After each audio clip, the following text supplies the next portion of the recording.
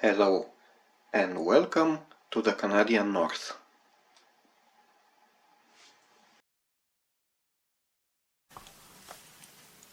On 10th of August 1904, the 1st Pacific Squadron of the Russian fleet, which was in Port Arthur, got out of the Port Arthur. They tried to navigate north and go to Vladivostok, where there was a powerful Russian cruiser squadron. Why did they do this? Because Port Arthur itself was under siege, and they were trying to escape and to rejoin the rest of the fleet in Vladivostok. Tsesarevich was with this part of the fleet, with the 1st Pacific Squadron. So the date again was 10 of August 1904. Shortly after, the Russian squadron got intercepted by the Japanese battleship squadron, reinforced with a couple of armor cruisers, and the battle ensued. And during the day they exchanged many salvos, and the course and the distance between the two fleets, two squadrons, changed many times, but at some point close to the end of the battle, the Japanese flagship, the battleship Mikasa, got hit many times, and some of its own heavy guns exploded under their own explosives, and the Shimose explosive was very unstable, and it created many accidents. So the Admiral Togo, the Japanese commander, decided to pass with his battleship, the Mikasa, in the 2nd place, and to leave the Asahi, another Japanese battleship, to take command of the squadron. In the end, Asahi was able to put a double hit on the Tsesarevich, and this affected the course of the battle and the course of the entire naval campaign. That double hit landed on the bridge. It landed actually between the two levels of the bridge. It destroyed the helm house, and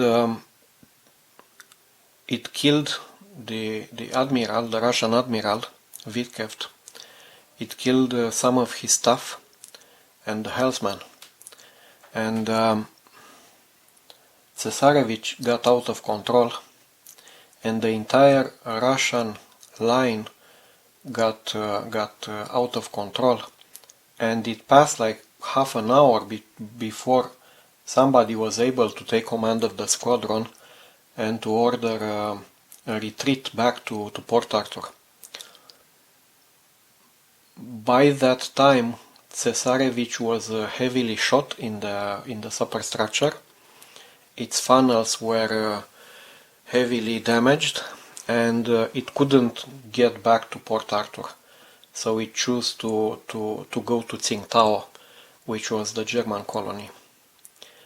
That pair of shells, 12-inch shells from the Asahi, struck the helm house, and the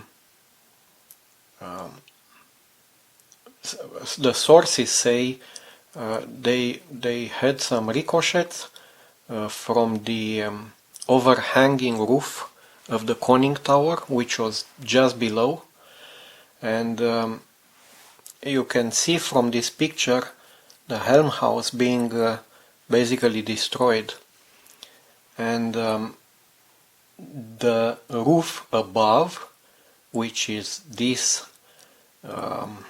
curved platform, which was part of the bridge, is actually the piece H22 that we're gonna install in step 11.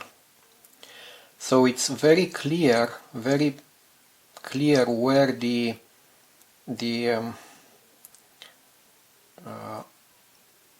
that hit landed, the double shell, and what kind of damage it did to the helm house, and perhaps also to a part of the conning tower, because it's not clear if what we see in the picture is the helm house or the conning tower itself. We have to look better. Maybe it's not the helm house, which was a bit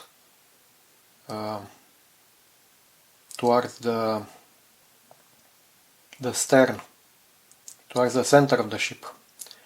Maybe what we see in this picture is actually a part of the conning tower. Not sure yet.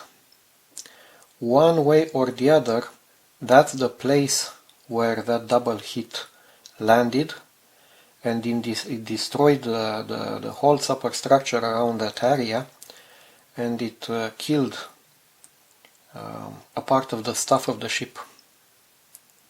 Normally, I think they should have been in the conning tower itself, lower in the ship, but as I said before, the conning tower became heavy and they placed it lower and lower in the ship as not to affect the buoyancy of the ship. But from that position, the commanders and the captains, the admirals, they had great difficulty in seeing, in watching, in following the course of the battle. So many of them preferred to stay on the bridge, or in the helm house, or in the command cabins, and they got hurt because of these decisions. So now in step 9 we have to install the upper part of the conning tower, which also have an overhanging roof.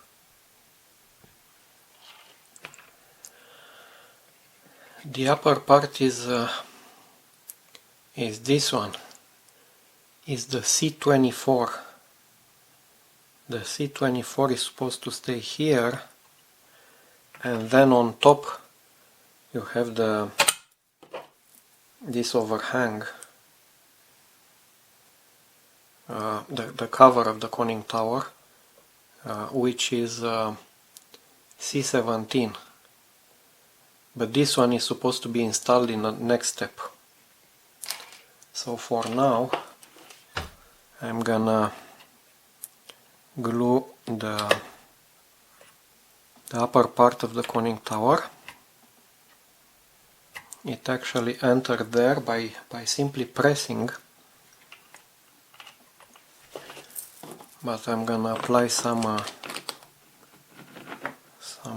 CA glue. That should be enough.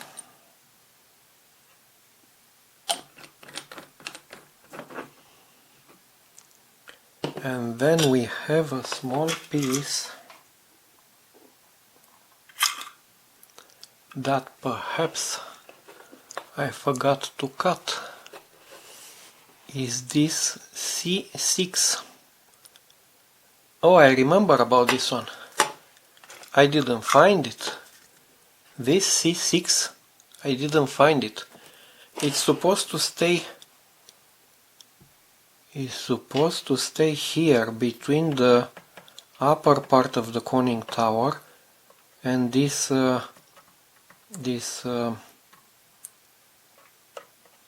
let's call it mast, but it's not a mast, around which the whole bridge was built.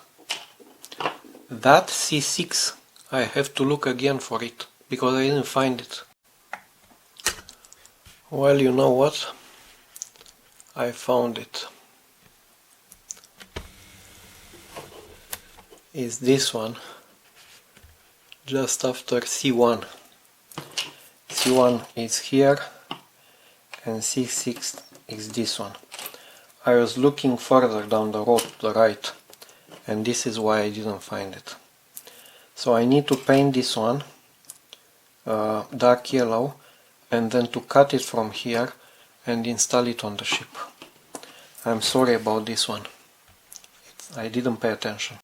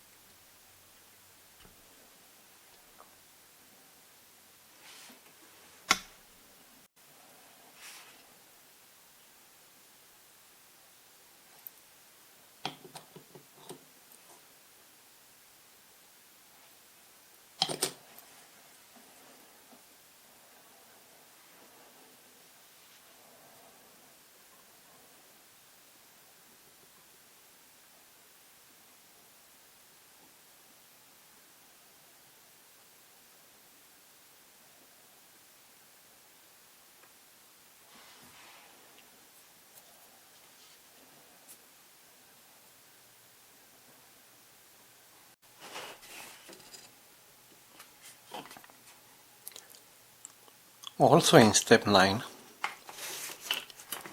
we have to place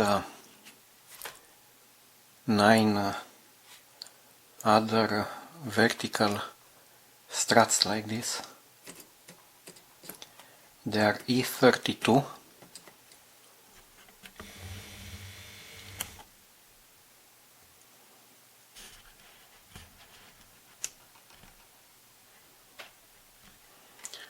And there are many of them on each E sprue. So I guess this is what I'll do. Have to paint them, cut and install 9 of them. They come on top of